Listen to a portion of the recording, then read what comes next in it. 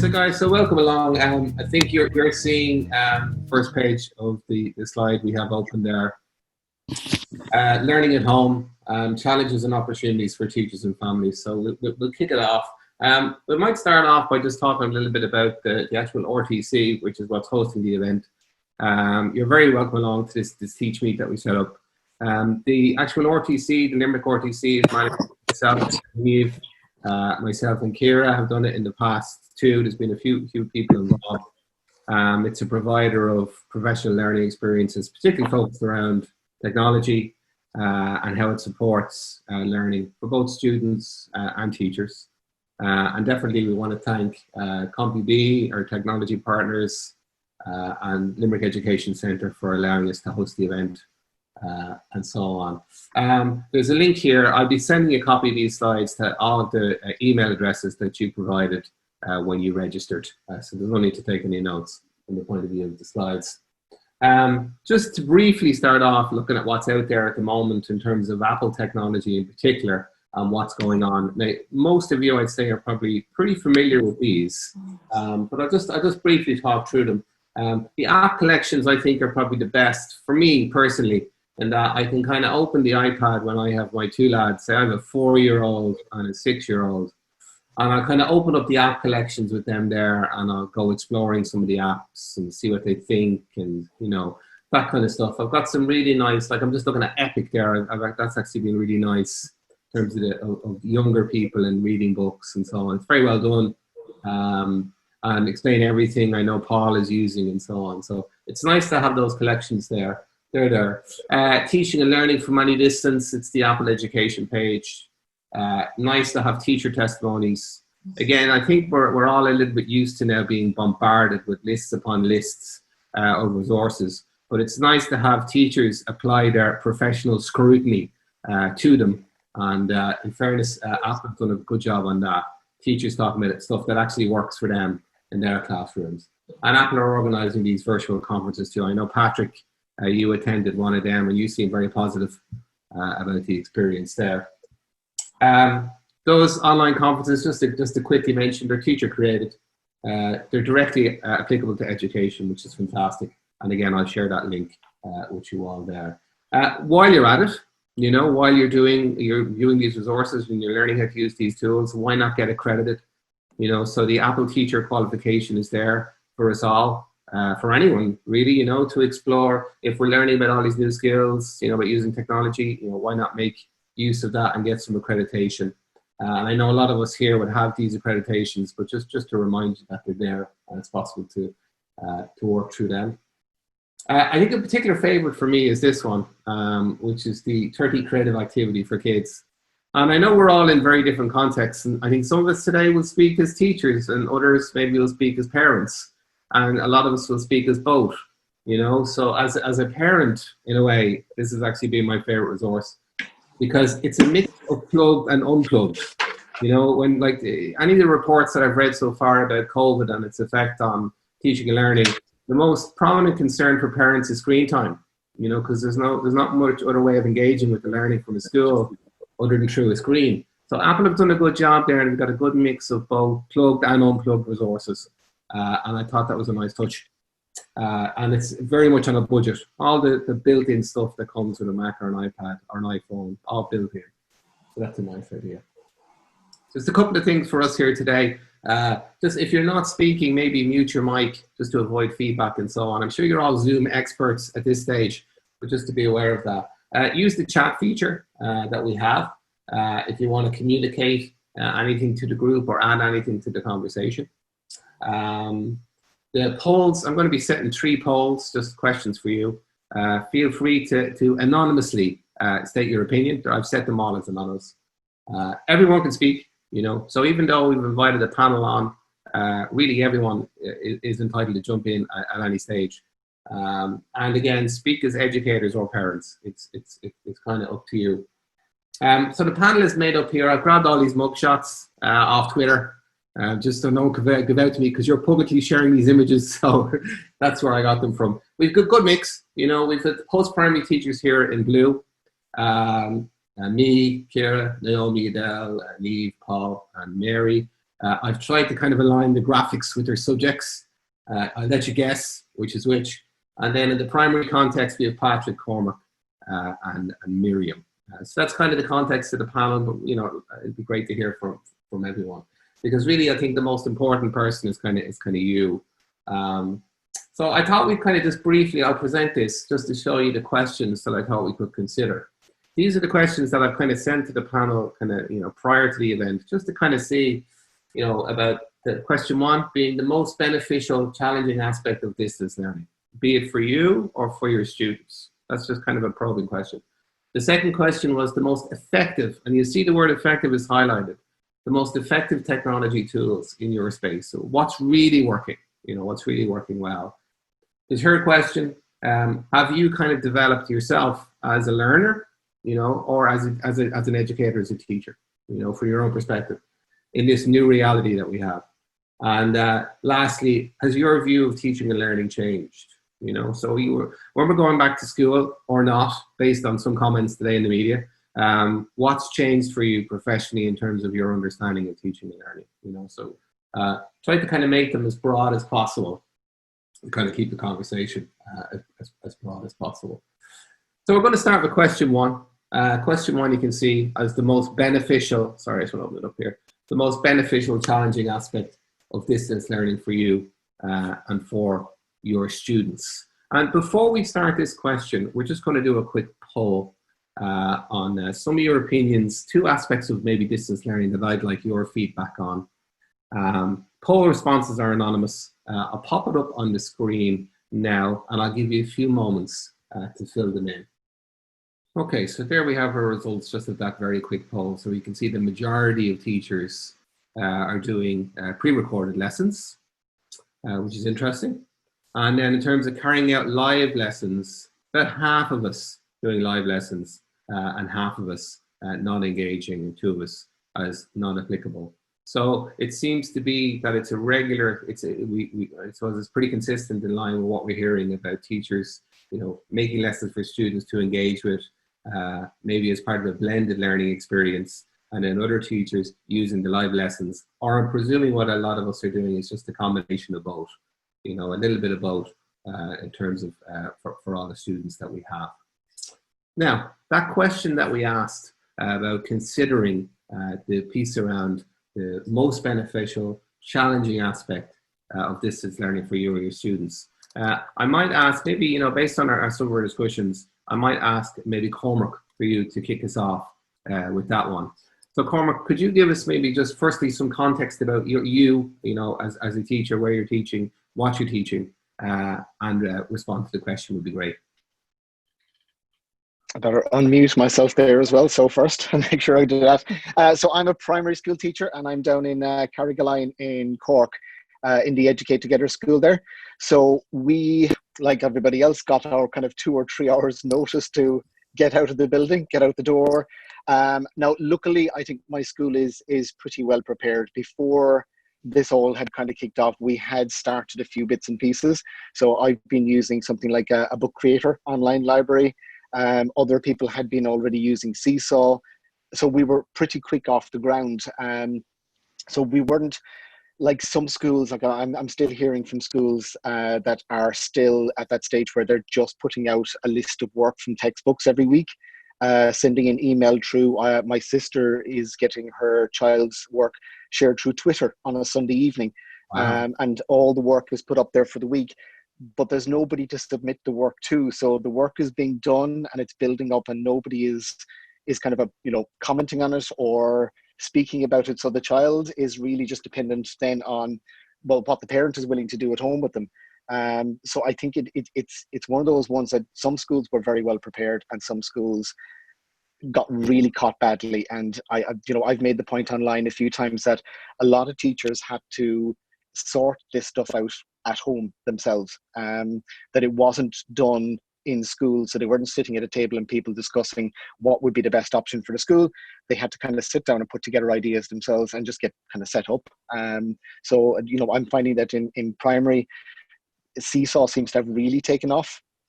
And it's become a really but I think the main reason for that is just purely because it was a platform that you could set up yourself at home and be up and running within minutes.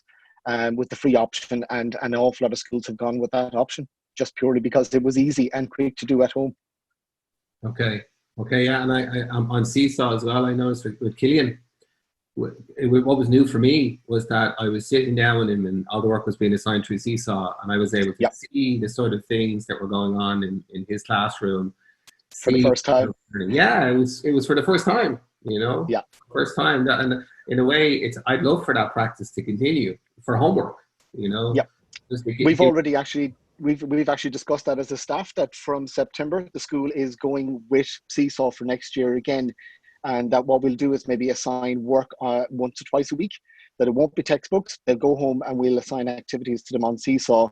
Now we'll be keeping an eye on, we have done polls and we've done surveys in the school to find out, does every child have access to devices at home and things like that, and we'll work through that. But yeah, Seesaw is one of those platforms we've decided we're going to keep running with it. And as it stands, the school and all the staff are creating activities and lessons, and they're sharing all those. We have our own school library, so that, within the next year or two, we'll have a huge bank of resources.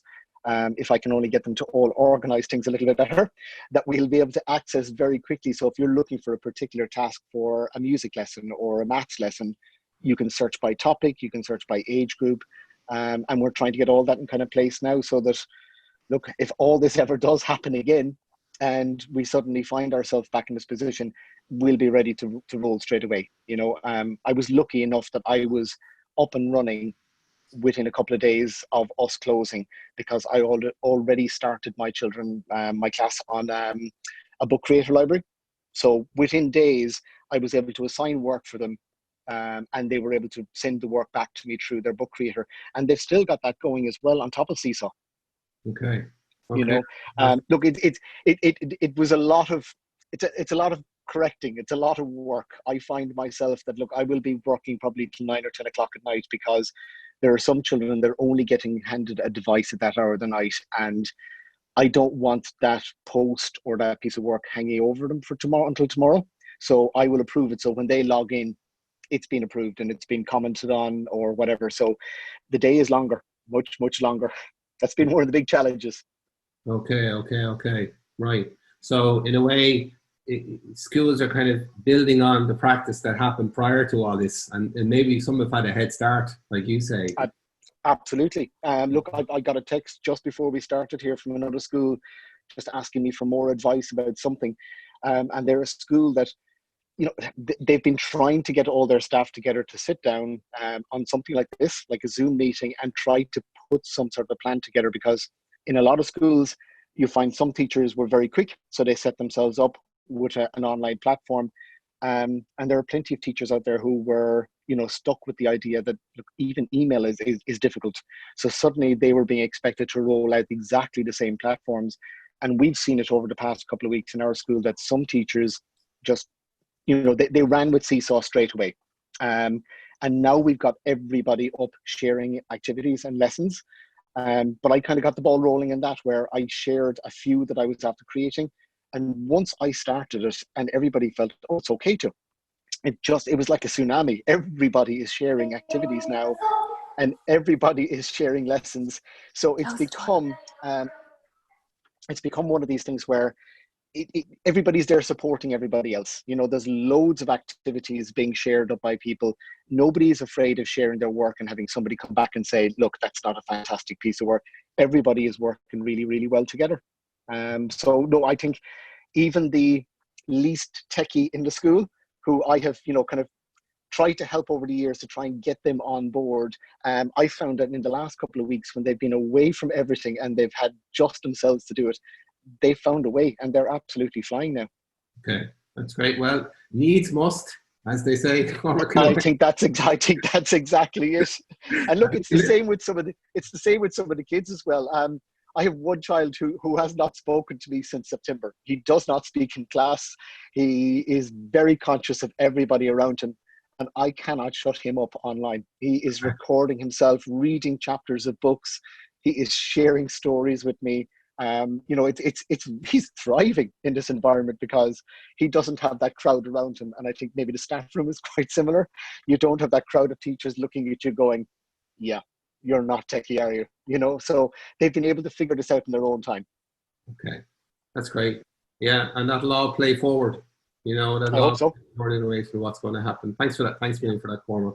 No bother. Naomi, could I turn to you just on a similar question about benefits, opportunities that this has afforded? Yeah, absolutely. So I'm teaching in Gaelclosh Limni with Kira and Adele, and I'm a maths teacher in there. So I suppose my biggest challenge at the start of this would have been finding the balance between work and still maintaining regular life and maintaining doing all normal activities that I would have been doing, because teaching maths and teaching in a secondary school might be different to primary school. But I found at the start I was doing a lot of videos and I was sending those out, but I wasn't getting that contact back or that time with the students that you'd have in class for them to ask questions. And it's very hard to assume understanding in those circumstances. And I felt not so much under pressure, but I felt obliged to answer emails at whatever time they were coming through during the evening, during the night, to make sure that I could kind of get back to them on that topic that they had during the day. Because as Cormac mentioned, some of them might only be getting a chance to look at an iPad or have Wi-Fi later in the evening to be looking at them. So then, thankfully to Kira, she's been absolutely brilliant to us, but she got us on the idea of starting the online classes. And I'd be the first to admit I was very reluctant at the start. And I'm in a place now where the Wi-Fi isn't great. I'm hotspotting off a phone, but it's improved over the last number of weeks. And I was quite nervous about going online. And in class, you know, you have that time where you can set work and you can be going around helping individual students, whereas in this setting it's kind of all eyes on you for the 50 minutes, which I kind of found daunting. So I remember one of the forums actually Kira sent out, she asked, are we doing the online classes? And I had ticked no. And then she said, do you intend on it? And I had ticked no.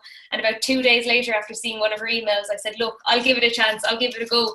And actually my very first classes with a second year group, I said I'd start easy. I've only 8 in the class, so I set it up and all ready to go. And the time came for them to come and there was no students there. And I was like, this is not what I intended. And my boyfriend actually, I was like, you go in now because I have a class. So he walked around the side of the class, or the side of the window. He said, just yourself in class today, is it? I was like, this is so embarrassing. I had no students in my first class, which was more time. So I was like, oh, this is a disaster. And then the next class I did, they picked up. So this was obviously at the very start, and they were similar. Like they found it daunting as well. And I think one of them actually logged in, saw it was just me, and then left. I was like, but since then I said, look, I'll try it again. I'll go again. And from the first class that I had students, I just found it absolutely brilliant. The fact that you could have that interaction again, like you could see the faces, you could see the ones who didn't understand it, who'd be the ones who mightn't be as willing to ask sometimes in class, that they might come forward in the classes and that they started to get quite comfortable with it. And even with that group I was talking about originally, the ones that they didn't come, by the end of it, towards last week and the week before, they were saying, do you know, I'm enjoying getting the routine back, and can we do these every day as opposed to a couple of days a week? So going from my biggest challenge probably be to starting them off, the biggest reward was seeing that for those students they'd find, like I was doing, we'll say, videos in algebra, and I was sending them out and I was getting nothing back, and I found this frustrating. I was emailing them, contacting parents, and sure, the parents couldn't help them because they didn't understand the topic either. And I was kind of at wit's end as how can I help these students? These are the ones who are going to lose out. Whereas the stronger ones, you put up a video and they'll be perfect. They'll be able to answer all the questions. They might even need the video. They'll just see the questions and be fine. So when I started getting that engagement from these, I just found it excellent. And even one of them took the job of, in the class, if my mic or anything went for a couple of seconds, he'd be like, Avostris. You know, he gave himself that role that he was, and in class he wouldn't say much, but he kind of found himself that he was important in the online class situation. So I suppose that was kind of my biggest reward at the end of it. Okay, that's great. One second. That's great. And Camilla, it's interesting, it's interesting. Steve, I can take over there if you want to put your ID in. He wants your Apple ID. Oh, okay. This is all going so well. You respond to Naomi. Yeah, this is going so well. Apologies for its Apple technology babysitting our children at the minute, and if they need an Apple ID, they need an Apple ID. Yeah, no, it's actually just so lovely. I mean, it kind of, you know, even when we're preparing this, we're all in a kind of vacuum, hoping that we're doing the right thing for the right reason. And even just listening to so far, even yourself and Cormac, just to kind of give the real example of how you feel about it all, because like I've had similar things with the live classes, but it's just brilliant to hear somebody else's experience, because you just don't know, like, really how anyone else is doing with it. But I agree there. You hear other people who are saying, like, go for it, and you're like, oh, is it, you know, is it actually as helpful as they're saying? And then once I have one class done and realize the amount you get done in that class, and all those students who come are kind of willing to be there themselves. Actually, one thing and as well, like I guess as primary, we're probably not doing the live lessons as much. I know that in my school, I think I'm the only one who does kind of a face-to-face session. So I do them 3 times a week for just small groups of kids. So I'll have maybe 8 or 9 kids on a Tuesday, same on a Wednesday, same on a Thursday. And then the following week, I kind of shuffle them so they get to see each other. So today was just a table quiz where I asked them 15 questions and we had a bit of a chat. And they spent ages talking about the failed rocket launch. Made them all stay up late last night to watch. But, you know, look at it there. It was one of those ones that I was very daunted as well about kind of doing the face-to-face, because I'm finding maths a particularly difficult one, because I want to try and keep new topics going. So I'm creating videos to share with the kids, and then I end up having to create a video afterwards that goes back over all the stuff that, you know, that I realized I didn't explain properly enough and be able to do it. Whereas I think like that, an online face-to-face session, you can react straight away to the children. I keep saying to him, it's the one thing that I'm lacking is that I can't see that face looking up at me going, I don't have a clue what you're talking about. And I can react to that straight away in the classroom. And when you're online, you don't have that. You are kind of hoping the child will let you know afterwards that they struggled. And a lot of them don't do that, where that's where that face-to-face is absolutely fabulous. Yeah. And I think there's a nice link there, Cormac and Naomi, what you were saying about the student, you know, in that students in different contexts behave in different ways, you know, and in different, you know, these students who might have been pretty quiet in class, just kind of engaging in different ways, you know, with online learning and so on. So that's very interesting. I'm going to share you just a quick straw poll I did of my second year ICT class. I asked them the exact same question. Which was the beneficial aspect. So you see, there was 3 things that came out kind of for them, which was the teachers sharing so much material. And even the 4th years, it said, we're getting all this 5th year material, it's brilliant, we can work ahead. Talked about the flexibility of learning, having more time to think, to work through resources. And they talked about the fact that if they ever got a job where it was remote learning, they're like fully prepared, you know, in terms of dealing with that. That was interesting. Some of the negatives I think we'll all be aware of: prioritizing their work, timetabling, access to devices, that's already come up in the discussions, Wi-Fi challenges, and so on. Exactly what you had said, Cormac, some students not really having access to a device until a particular time, or having to use a phone to write an essay, you know, all of these kind of challenges, you know, that were inevitable, really, considering the way all of this kind of kicked off. You know, it is, but you know, on that, the fact that, you know, some of them have been using phones to write stuff and things like that, it's amazing how they've been learning new skills for that. So, and I know it's probably terrible from an English teacher point of view, but a lot of them have started dictating their stories. Okay. And even to speed things up here in the evening, I will often have Siri read their stories to me while I'm working on another activity, so that the story is being read. And I can hear it, and it's those little kind of time-saving things that they're coming up with, and that I'm coming up with as well. And like you said, they're all skills that they will use in years to come for exactly any activity. Yeah, big time. Okay, guys, that's some fantastic inputs there on our first 2 questions. Our second question, I'm going to direct this question starting off maybe with Paul. I might ask Paul to respond to this one. Giving us just some thoughts, you know, your own thoughts on this, but maybe introduce us to a little bit about your context in terms of where you're teaching and what you're teaching. Yeah, no problem. So I'm starting in Coláiste Corán this year. I was in Dublin for a few years teaching over there. I teach maths. I suppose it's kind of two different worlds starting off, because the school I came from, technology wasn't necessarily to the fore.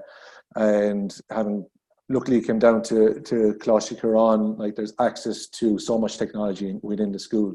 So from that perspective, I have a degree in IT before I went back to be a teacher as well. So this kind of stuff was, I suppose, nothing new to me, and I was very comfortable in adapting to this whole remote teaching at home.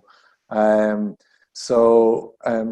that, I suppose, myself and Steve and a few of the maths teachers within the department, we were having discussions in the lead up to the talks of the rumours that schools are about to close there back in March. And there's this, we're trying to work out ways of how to teach our lessons to our students and try and get as much as we can across so that actually see the transition from actually being in the classroom to actually just sitting there at home and learning what we'd intended to teach in class. So one of the apps that we started to use was this app called Explain Everything. Now, as I said, I'm a maths teacher, but it would work across the board in a variety of other subjects. But I found it very beneficial for myself to use it because it's essentially like a mini whiteboard that you can use in your iPad. You get a stylus pen, you can just write your lessons, you can pre-record it, and you can actually just flow through the whiteboard or the app so that you can transition each section of your lesson nicely. I suppose for that then as well, I suppose you can also upload different types of media onto the whiteboard for me to put across to reinforce what I'm teaching, or if students were in school and they did have access, I suppose, to this, they could use it for like group projects and stuff like that. You can save it and you can upload it and you can go back and revisit it whenever you want. I suppose so. It's very beneficial from that point of view, from a teacher's aspect. I suppose another benefit of using the app Explain Everything is there's such a catalogue of presentations already there, and that you can just search for and you can scroll through and see if there's anything of use to you. Because I suppose we all try and reinvent the wheel to a certain point, but then it comes to a time where you're trying to manage your own time amongst other year groups. So if you can come across something that maybe save some bit of time, but you can add to it or make it, improve it, then Explain Everything will allow you to do that too from the catalogue, which is fantastic. There's also, like, for anybody that's new to it, like, you can just go on, there's tutorials available for you to watch. They're pretty short. There's nothing new in relation to that, but it's fairly easy to kind of learn how to use. The functionality from a maths teacher's point of view, like, you can write in your equations, you can just type in text like you normally would using an iPad. You can get your stylus pen, you can physically write out your solutions. But the most important thing is it obviously records your audio, so you can literally talk through your students step by step to it. And I found for myself that I kind of was chopping and changing over the last couple of months between using Screencast-O-Matic, so that allows you to do screencasts up to 15 minutes, and then using Explain Everything. And it was amazing how many students that wouldn't necessarily always engage when you're face-to-face in class, but were onto you straight away in Google Classroom or through email and going, "Sir, I didn't understand this part of the homework. Could you explain it again?" And that's where I think Explain Everything came into itself, because you can put together a quick 5-6 minute video, share it directly to that student or any other student that might have an issue with homework, and it's there for them to revisit whenever they wanted to. So I just thought Explain Everything was a fantastic resource for me to use from a maths perspective, and I just see there cropping up. Quizzes is something else that I have used over the last few weeks, especially with the junior cycle year groups, just kind of trying to change it up and keep it more, I suppose, interactive, where through quizzes and stuff like that. And it links up nicely with Teams and Google Classroom, and obviously you can get instant feedback in relation to how students found the quiz or where they are with certain topics. So quizzes has been very beneficial as well. And I set up IXL within the school. So I set up for every student within the school for maths and English. And again, the best thing about this whole experience, I think, is students can actually learn at their own pace to what they're comfortable with too. So you know the students that find it easy when they resubmit the work back through Google Classroom for you to correct. So maybe you can alter your questions to maybe challenge a bit more the next day. Whereas students that found it a bit more difficult, you can just maybe rein back some of the questions you're giving them and maybe tweak them so that you cater to their level. And I just really found that this whole experience for me, looking at it from this perspective, that it gives a completely different dynamic the way teaching is going to happen. I think for me going forward, that I no longer really have to fully rely on the face-to-face interaction, even though that'd be great when it does happen again. But like as soon as we're in class, if a student finds certain aspects difficult, I can just go back to using the iPad, use the Explain Everything app. I can do it out with the student beside them. I can literally save it, and straight away I can just email it to them or share it with them through Google Classroom. So it's readily available for when they go home to try it out for home. Okay. So in a way, it'll like augment, if we ever go back to a traditional looking classroom, you still have all these tools to augment the learning. Exactly, yeah, and it's not taken away from the face-to-face. I mean, that's I suppose critical for everyone, but it's just adding different dynamics to it so that you can constantly reinforce the student learning. So yeah, that's exactly it. Yeah, great. I think you'll have a lot of fans here with Explain Everything. I think you've all used it I used it for years to great effect. I know Kira loves it, I know Cormac uses it, and I know a lot of guys have used it. It's a really nice product, built by educators as well. Yeah. And I suppose the good thing about it, Explain Everything, like, you can spend time, I suppose, differences between using the free versions of screencasts. Like if you make a mistake, you have to go back and restart it again. True, whereas with Explain Everything, like you can literally split the audio and patch it together again, or you can just, you can pick out the part where you might have maybe said something incorrectly, and it saves you time having to go back and start over the lesson that you were going to do all over again. So that's definitely one advantage from Explain Everything. That's great, Paul. Thanks for your input there. I might bring Miriam in here just to discuss it from maybe the primary context, if you're there, Miriam. Yeah, it's saying my network band is low, so if you want me to turn off my camera, just let me know. Can you hear me? I can hear you fine, yeah. Okay, so yeah, I'm a teaching principal in St. Michael's in Barrington Street.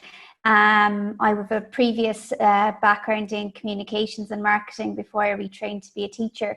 A person who always loves technology, but as a teaching principal, you don't get as much time as you'd like to try out all these things and create your own resources. So I'm absolutely loving this lockdown because it's enabling me to do things that I would love to have the time to do if I wasn't trying to juggle 2 jobs. I know Seesaw has been mentioned before by Cormac, but I had been using Seesaw in my classroom for about 2.5 years. I have a lot of EAL children, and the parents find it difficult in general to communicate.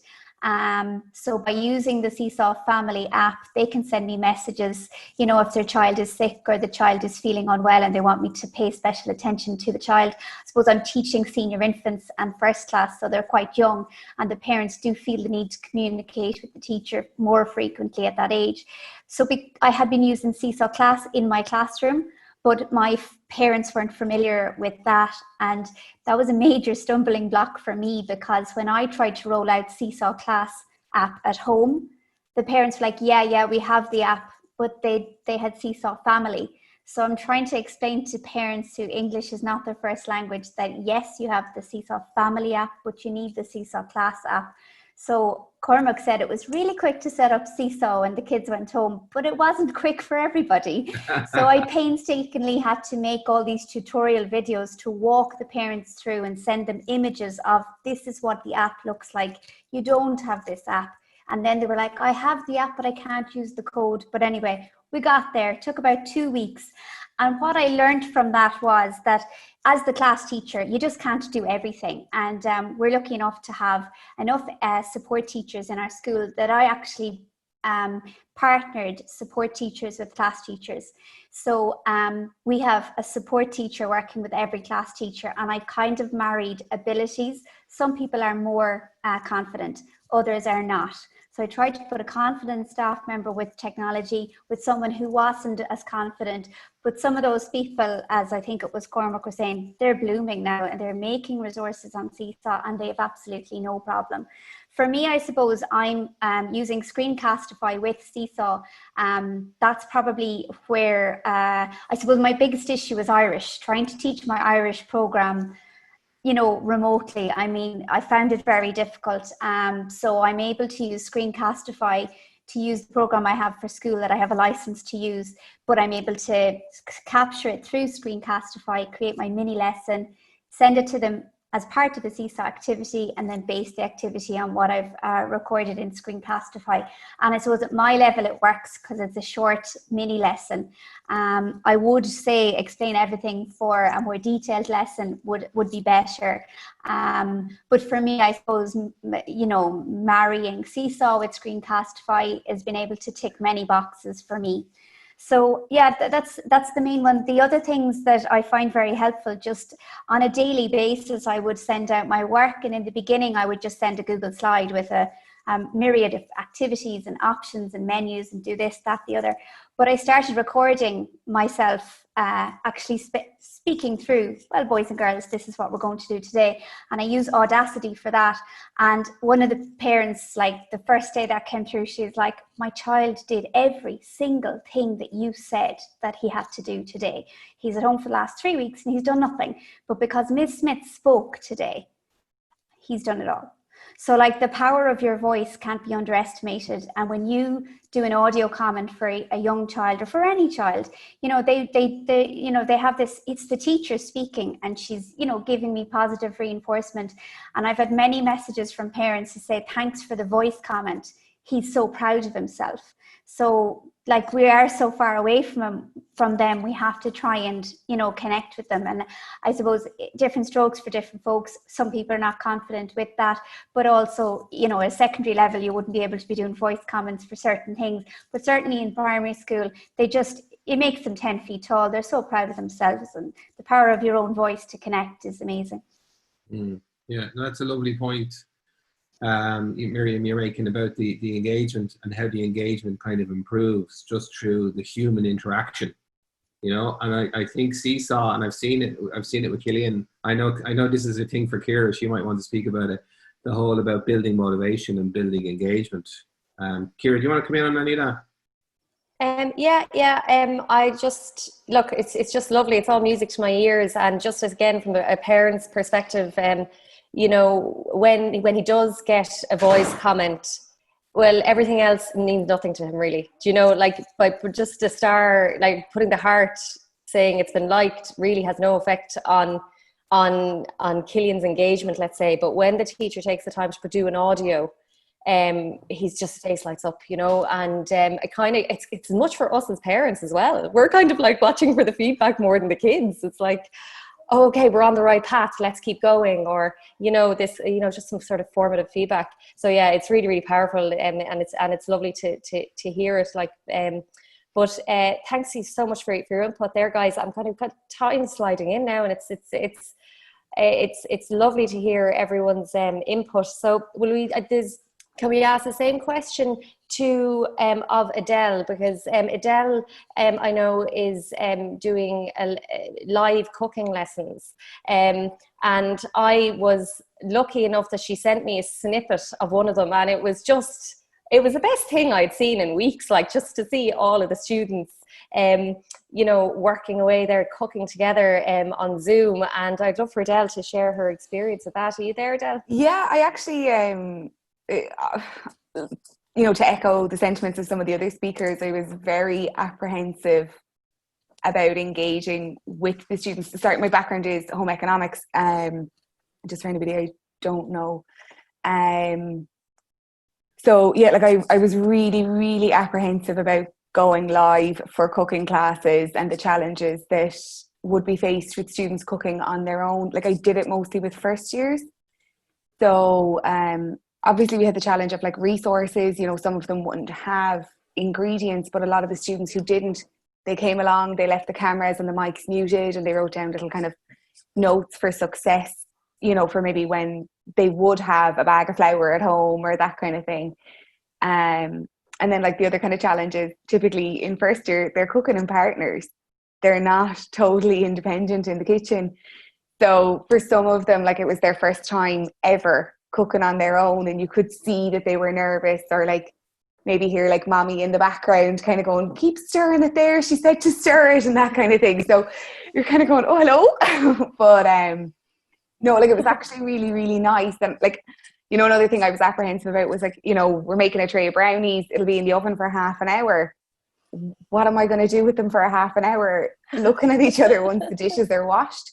So I kind of married in the use of Kahoot with, say, when we were baking, cleanup is done, we sit down, we were doing a bit of Kahoot for revision for summer tests and that kind of thing. And they loved it. They were all ready with their 2 devices, and, you know, like I'd set a timer on my phone, and then we'd all check whatever's in the oven together and that kind of thing. And it actually, it was a really positive experience, but like that I was really apprehensive before I kind of took it upon myself to actually do it and engage with it. But I think it went okay. I think, like Adele, like congratulations, and to everyone and everyone who's here today as well. I mean, I just think teachers have been so brave.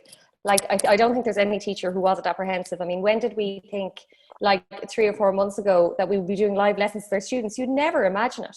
And it has taken, you know, we've had to be really brave, because we've all been bombarded with GDPR and all of this for the last number of years, that teachers have been terrified to nearly send an email. And now look at what we're doing. Do you know what I mean? We're in each other's houses, like, you know, we're in kids' houses and they're in our houses. And, you know, and it's just, I think teachers have been so brave, but they've had to do it for the greater good. And let's just do it now and deal with consequences later. And it's easier to ask for, you know, forgiveness and permission. And there's been an awful lot of that kind of goodwill with teachers. But I do think, like, it has been really, really, you know, again, any way at all that the students have been able to hear a teacher's voice, whether it be through recording or live lessons, I think has just really driven on the engagement. And it's something that I'm getting all this feedback from everyone here today, just about these little things that just really increase the engagement, because it's as much for us as well. Like, and it was mentioned as well in the chat, like we need it, like, as much as they need it, to know that we're doing what we're meant to do, you know. And it's just, I love hearing your stories. So thanks a million, guys, for your input there, from Adele and Paul and Miriam. But Steve, would you like to, I think, is there a quick poll? I'm conscious of the time there as well, and we've got, oh, Steve, you're on mute there, love.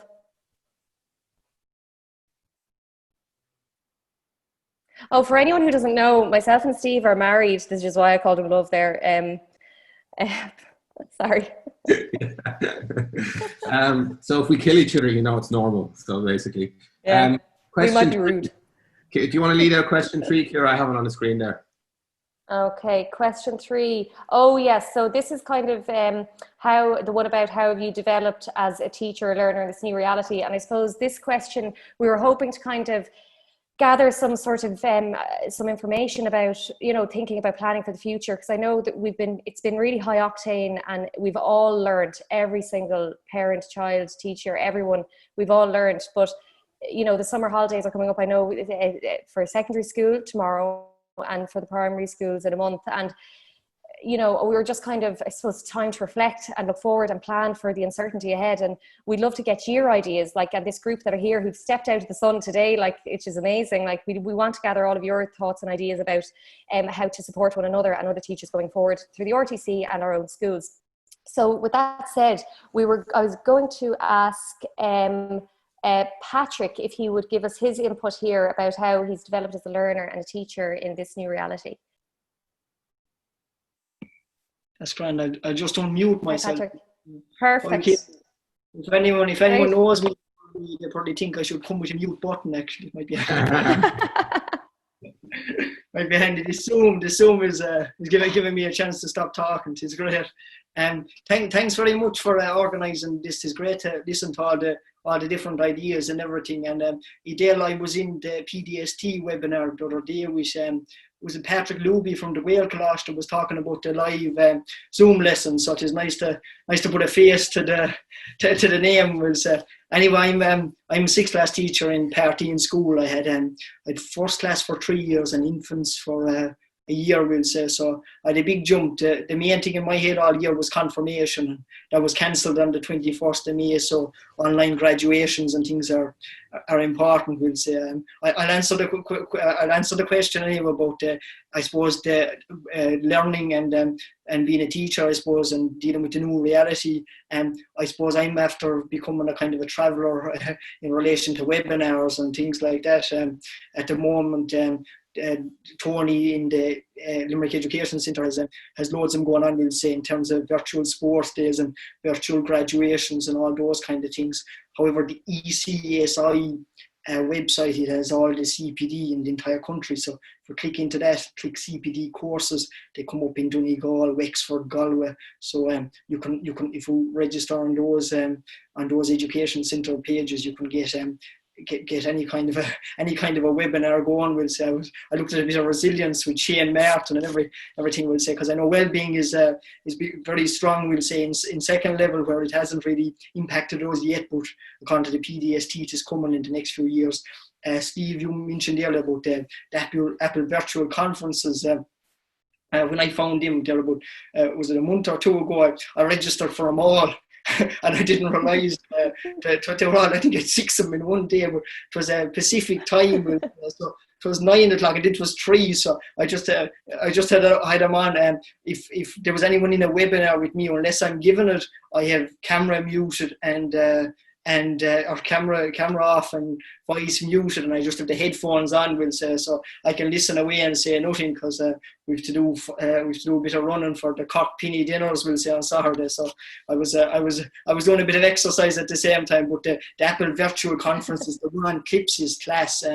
It's brilliant, we'll say. I'm using Clips at the moment. We're making videos of animals. My principal rang me at 8:30 one morning. I thought there was something serious wrong, but he just wanted farm videos on the Party and Twitter page. There's loads of pictures of goats and the milking parlours and things like that. But Clips is very easy to use, and I definitely recommend that as well. I suppose in relation to, even though it's an Apple RTC webinar, I also looked at some of the Microsoft things as well, whether that's sacrilege or not, but the Microsoft Maths Problem Solver app is brilliant. You can just take a picture of the sum. I'm recommending that to the parents, will say, and it'll generate an answer, but it'll give you a step by step, and it'll give you the specific Khan Academy videos that you want, because sometimes we'll say denominators and adding unlike and like, we'll say, can be just can be teaching jargon, but for parents it is brilliant when it is all specific, we'll say, from that. And the immersive reader, I think Ivy mentioned it in the chat there as well. That's a brilliant part of it as well. But in relation to the Apple products themselves, we'll say, I'm loving the inbuilt scanner in Notes, particularly for it's a lot quicker, we'll say, to scan the sheet and send them off. And my brother was doing his LIT exams online as well, so he'd arrive up with about 10 minutes left, and I'd scan the sheets, and he'd send them off. So they're brilliant ones. And the assistive touch, the multitasking function, that's also in one of the webinars, we'll say, with Apple as well, where you can have your notes, and you could have Safari, and you can drag and drop, which is brilliant. So anything that kind of makes things faster and easier is I want to learn while they're there as well. And the podcasts as well, Sean Delaney, Inside Education, is brilliant. And I was listening to Speak Up Storytelling. It's brilliant for storytelling, because I have a habit to just, I suppose, as you've guessed, I talk quite quickly, but I have a habit to just give the punchline away in a story. But building up tension and holding things back is fabulous. And the PDST webinars as well. There's one tomorrow at 11, we'll say. And I must, Jeannie, the young lad, was it Patrick Luby, we'll say, from Gael Clash. Jeannie was brilliant the other day. He talked a lot more articulate and things than I'd say now. But looking back at second year, I'd have been a different kettle of fish. Not at all, Patrick. I could listen to you all day. I could. I think you're brilliant. You're brilliant. But you had this wealth of information that you have there, Patrick. Is there we'll have to record back the whole thing now and write down all those and put them in the email, because geez, there's a wealth of information there. Yeah, so we definitely have to share all those kind of links and stuff you were talking about there. Yeah, I give a webinar with Tony. I send out 7 pages of links to the participants. I can forward to you on that if you could. Yeah, sure, we'd send it on here because you have great stuff in there. Like, thanks a million. And thanks for that, Patrick. And then Niamh as well. Would you like to come in here, Niamh? Yeah, I'll keep it short. Niamh is our manager. Sorry, is our RTC manager. I'll keep it short. I know you're watching the time. But go ahead. My name is Niamh. If you don't know me, I'm a secondary school teacher as well, maths, like a few university, and I work with special education needs students as well. We are a one-to-one iPad school, so we were lucky that we had the tools there ready to go. Maybe they weren't always used to their full potential, but I think the teachers really appreciated that, you know, they had the goods when it came down to the remote teaching and learning. Now was the time to use them. So thinking about this was how I developed, like, I know Naomi mentioned it already about the live classes. Like, that was a big thing for me as well. I was going away grand with the pre-recorded happy out and was nervous kind of about doing live classes. You know, they could be taking pictures of you. There could be parents listening to see, are you saying the right thing? Your notes being shared, things like that. So I was worried, but like, we had great support in the school. Like, colleagues were helping us like get started.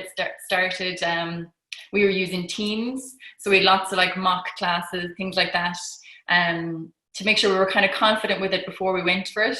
And yeah, we did. And like Naomi said, you know, once you kind of went for it, that was it. You realized, okay, the nerves, there's no point. We're professionals, we know what we're doing, we'll be fine. So we went with those. The student feedback was great. So like, that was enough really to keep me going then. We didn't do, it wasn't 5 days a week now, but maybe two days out of the week we'd do a live class. I think it kind of kept them going, kept them on track a little bit. Even if they weren't so committed on the other days, they really did come out of the woodwork for those 2 days. They did enjoy it. From a non-technology point of view then as well, I really think empathy for the students, I really developed that over the past couple of weeks. Like, to go from completely structured timetable, support at every corner and in every class, to being at home with nothing. Everything is their own responsibility. And then some students have even more on their plates than that. And I know we always knew it, but I suppose I never thought about it that much. But like, if someone submitted 1 day's work to me out of a week, before I would have said, where's the rest of it? Whereas now I was thinking, maybe they have no parents with English. Some of them are minding their siblings. They have very little time. They're under huge pressure. And I kind of started to appreciate that. So if I got 1 day's work, it was the voice notes, it was the positive comments, you know, asking them questions. How are you? How are you getting on? You know, trying to give them a bit of a boost. So that was huge. And going into the next question as well, then I will be keeping that up, I think, going forward, whether we're in school or whether we're remote. I'll be sticking with that, I think. Yeah, because aren't teenagers by nature, they can be quite shy. I noticed that myself, like in the live classes, like it can be, you know, they'd rather sit there now with the hood over they're putting their hood over their faces and stuff like that. Like they're shy, you know. But I think the one-to-one kind of emails, and if you can get them on their own, then, you know, I think communication is definitely improved that way. But yeah, it's lovely to, I suppose, we are a caring profession at the end of the day, like, you know, and it's just the communication, isn't it? Just hearing from them. I don't really care about the standard of work. I just want to know that if they're tipping away with work, they're doing okay. You know, that's the kind of main thing, isn't it? And I mean, hear from them for a few days, like, you'd be worried about them. Yeah. And you might have 100 students, but you would be worried if you didn't hear from them. Yeah. Thanks a million for that input, Niamh. That's fantastic. Steve, do you want to take over the last question there? Yeah. I'll just on Niamh's point there about the students. Again, just a very quick straw poll with some of my students on the same question. They talked about they've developed ICT skills that they never knew they had. They've become more independent, and they've had a bit more time to engage in learning, and that's kind of changed their attitude in some ways. But definitely the motivation, like you said, the empathy piece, you know, they're finding it hard at times to stay motivated in this new reality. So a bit of a mix there of good and bad. We'll kick off with our last question. Has your view? And then Steve, sorry to interrupt you there, Steve. A sec, sorry to interrupt you just at the end, because I know we're kind of coming to the end, but you might throw up the polls at the end if people have time to fill them. And just one other thing, if people could be thinking again, just about if they have any suggestions for any kind of courses that they might that they think would be good going forward for next year, if you want to throw them into the chat, that would be great. Thanks, Steve. Yeah. So your view of teaching and learning has changed. Whether or not it's changed in any way, that will kind of affect your sort of ongoing practice going forward. And I'll post that into the chat too. And maybe could I get Mary to respond to that one? Mary, if she's there. Sorry. Mary? Oh, there you are. Yeah, took me a bit of time. Sorry. Yeah. Listen, I have 3 comments really, and I'll make them brief because our time's nearly up. Take your time, Mary. We'll see if they generate more discussion on it. But I suppose the first one picks up directly from what Niamh said on well-being. Yeah. The second one picks up directly from what Stephen said around motivation.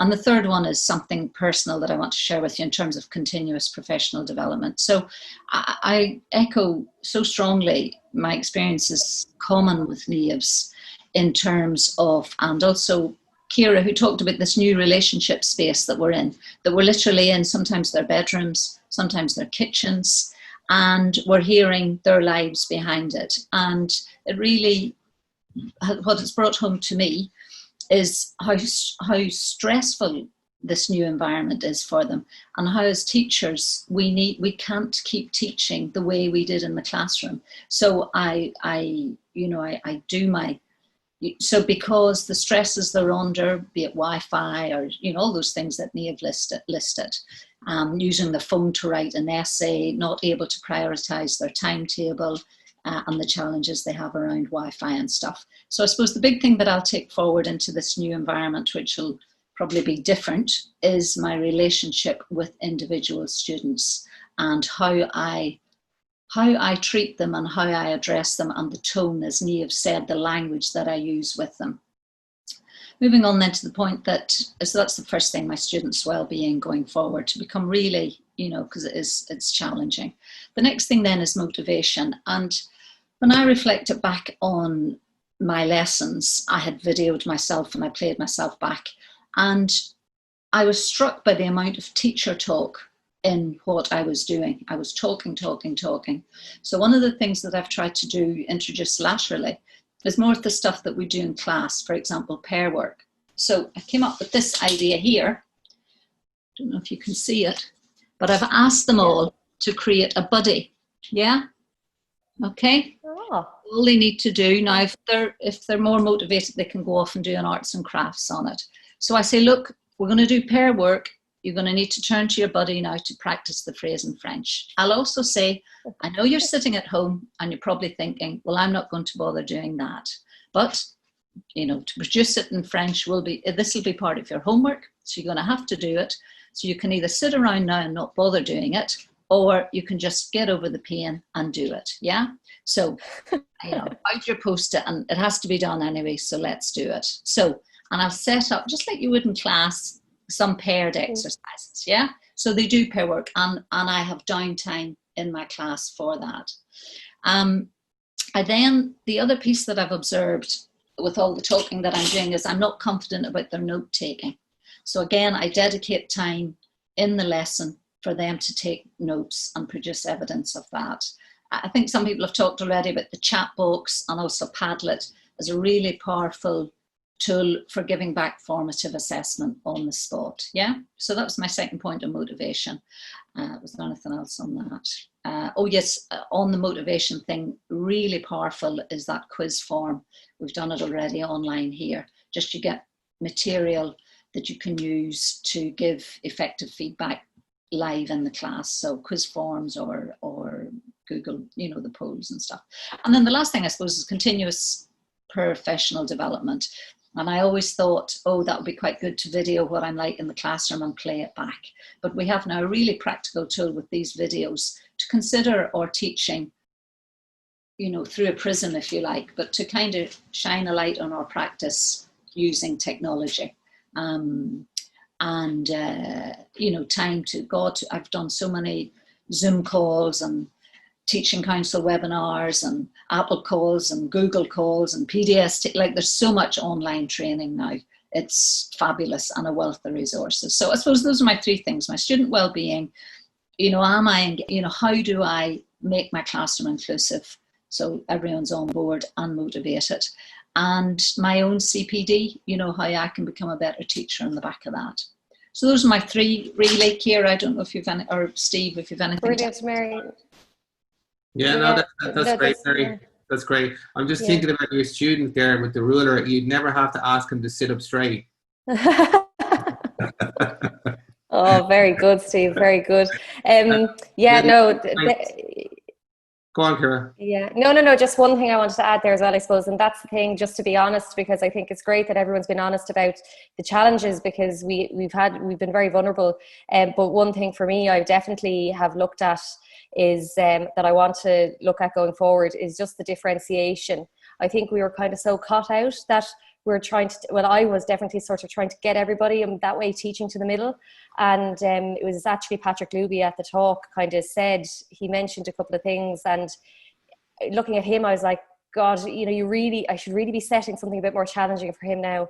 And equally then, I am differentiating for kids who just couldn't keep up. So I'm setting them different work through Google Classroom, but it's actually the other kids and just getting that kind of balance right between our time, our time management, what we can cope with, but yet still kind of differentiating. I mean, differentiating is always kind of something that I think a lot of teachers kind of are always trying to get right, but it's something that I definitely want to look at going forward from this again, especially if this continues, the online teaching. But no, thanks a million for all your input. Steve, do you want to take over there? Yeah, again, I definitely would echo Ciara's points there, and a big thank you for everyone coming on board. I'll send a follow-up email to everyone who's registered. I'll just put in a link for some feedback, and Ciara mentioned maybe some course suggestions for us. And I know Tony O'Shea and Dave Fagan are on from CompuB and from LEC, and they seem very, very happy to support any crazy ideas we might have about distance learning and online learning. So no matter how crazy you think they are, send them on. We'll give them a go. Steve, could I just sorry to interrupt you there again, but just I know our time is kind of coming in, but if there is anyone who wants to kind of add anything, feel free as well. Say, Steve, I just wanted to say that there as well. Yeah. We're not going anywhere. The kids are quiet. Yeah. And we'll send a link to all of the stuff that was mentioned. And definitely, Patrick, if you want to send on that any material you have, we'll be delighted to include that if you're happy as part of what we sent out. And I think I'd like to particularly thank just our panel in terms of sharing all of that, all of their experiences that they're having, and providing such insightful responses and empathetic responses in relation to dealing with the crisis that we're under. And I want to thank Ciara for helping out as co-host on all technical matters. And we definitely look forward to hosting, continuing the spirit, as it were, of the RTC, developing us all as learners and teachers and learners. And again, any feedback you can give us to sort of keep that going will be much appreciated. So would anyone else like to come in with any other comments before we finish up?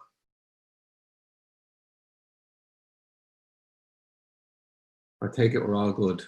We're all good. Guys, thanks for being here. Just one take there, Steve. No, it was just something that I spotted yesterday in the news. There was an awful lot yesterday about this whole generation of children that were losing out, and there was a loss of learning happening, and that this was going to be a generation that in some way were going to be crippled for the rest of their lives because of a few months at home.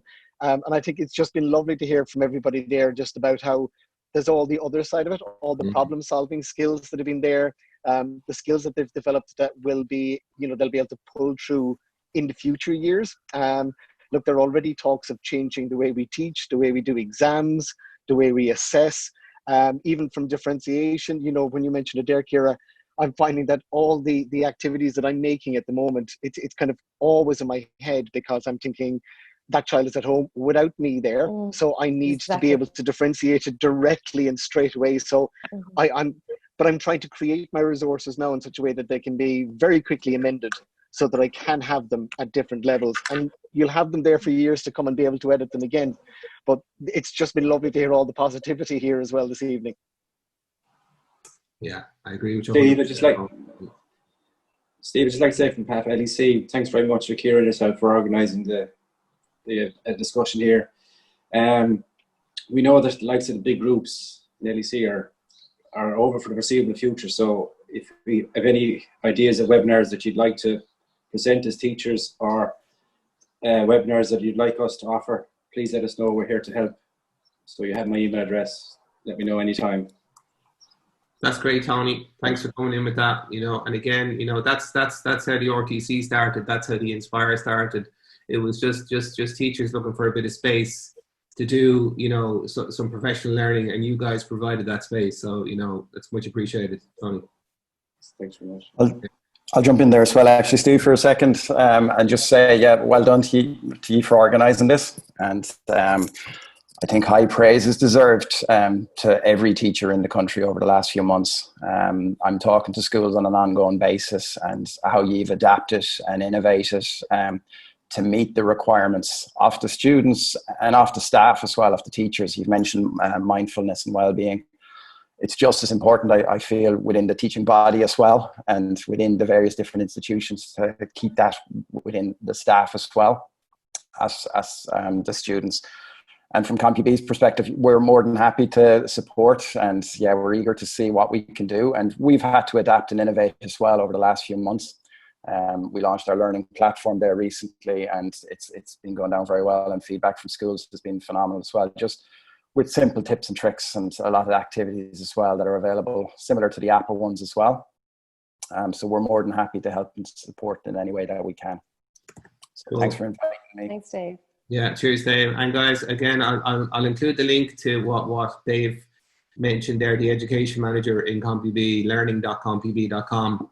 I had a good look at it the other day, and what I really liked, Dave, about it was, I spoke earlier about the 30 activities that Apple had produced, but it was actually great then to see yourself and Craig actually work through them, for people who kind of needed support in terms of going through them, and to actually see an end example of it in action, so that was great. Because I think even some of the points, Niamh, you made, and Miriam, is that we're very good at dumping lists of apps and so on, but we kind of forget the fact that there's a workflow to these things. Like you mentioned, Miriam, you mentioned the screens and Seesaw working so well together. I think, Naomi, you were mentioning Kahoot and Zoom. All of these lovely interactions that come when you kind of build on, the technology that's there. Because I think we'll all agree there's probably not one app, bar Zoom, maybe, that kind of does it all. In terms of supporting learning, it does require kind of a multitude of different kind of technologies just to kind of get it over the line, So that for me has been very beneficial in this, just to see how people are doing their workflow, So Akira, do you want to make any final points? No, I just hope that everyone can go out into the sun and have a nice glass of wine or a beer. And this is like, first time doing this, and do you know what? It's just been really, really nice. I've been sitting on a lot of panels and attending a lot of webinars, and there was just something that kind of warmed my heart about this. Hearing everyone's real experience and just feeling the love that you guys have for your students. And it just kind of reminds me about why we keep going. I know teachers have been getting a lot of bad press, but I think teachers have been absolutely amazing, and we've kept learning going, and I think hats off. I think we fast forwarded technology in education by about 10 years. The progress that's been made has been just phenomenal. And I think we all know that. We all know that as educators, and we can just quietly sit back now and watch how it all kind of develops, and there won't be people complaining anymore about too much screen time, even though it is something that we have to manage. So guys, make sure that you have a great break, and thank you so much for coming today. Your meal mog of a corda. You okay with that, Steve? Yeah. You put on the dinner now, Steve. Come down upon the dinner. Come downstairs and put on the dinner. On the pizza and a beer. Guys, yeah, I think so. Yeah. Take away. I'll see you again soon. Take care now. Longer, Long, Cara. Thanks, everyone. Thank you. Hey guys, thanks a million. Long, guys.